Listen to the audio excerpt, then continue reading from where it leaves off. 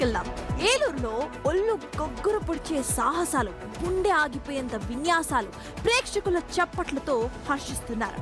కానీ ఆ చప్పట్ల వెనుక దాగి ఉన్న కళాకారుల కన్నీరు మాత్రం ఎవరికీ కనిపించవు. తరతరాలుగా తమ ప్రాణాలను పణంగా పెట్టి ఒక అరుదైన జానపద కళను కాపాడుకుంటున్న మాదిగ మాస్టిన్ల బతుకులు నేడు అస్తిత్వ పోరాటంగా మారాయి.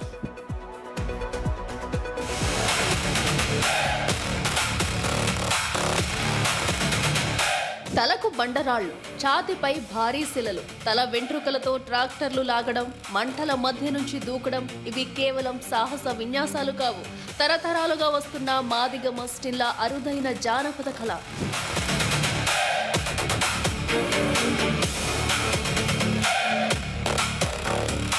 ఇప్పుడు ఆ వీరుల కడుపు నిండేది మాత్రం కన్నీళ్లతోనే. ఒకప్పుడు గ్రామాల్లోకి వీరు వస్తే పల్లె మొత్తం అక్కడే చేరేది, చప్పట్లతో ప్రోత్సహించేది, కళాకారులను గౌరవించేది.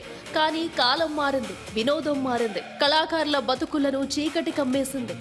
మాకు క్యాస్ట్ సర్టిఫికేట్ లేవు, గవర్నమెంట్ లిస్టులో మా క్యాస్ట్ లేదు.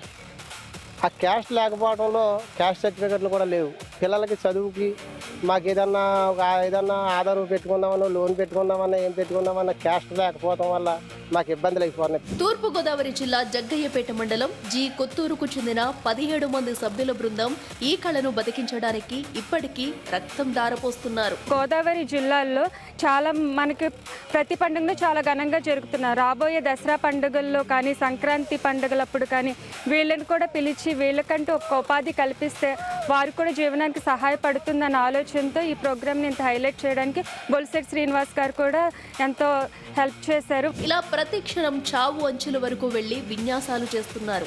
అయినా కడుపు నింపే ఆదాయం లేదు, ప్రభుత్వం నుంచి చేయూత లేదు, ఆదరించే ప్రేక్షకులు కూడా తగ్గిపోయారు. జగ్గంపేట కాన్స్టిట్యున్సీలో ఉన్నటువంటి ఈ కుటుంబ సభ్యులందరూ కలిసి ఇక్కడ ఇచ్చిన ప్రదర్శన ప్రాణాలకి నాకు చాలా బాధగా ఉంది. అంటే ఒక మనిషి బతకాలంటే ఇంత కష్టంగా ఉంటుందా అనేది కూడా నాకు అనిపించింది.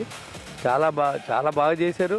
సినిమాల్లో అయితే డూప్ ఉంటుందేమో కానీ రియల్గా ఈ షోని చూడడం ఒక రకంగా ఆనందం, ఒక రకంగా బాధాకరం. ఇప్పటికైనా ప్రభుత్వం స్పందించి మాదిగ మాస్టిన్లను ఆదుకోకపోతే ఒక అరుదైన జానపద కళ చరిత్ర పుటల్లో కలిసిపోక తప్పదు.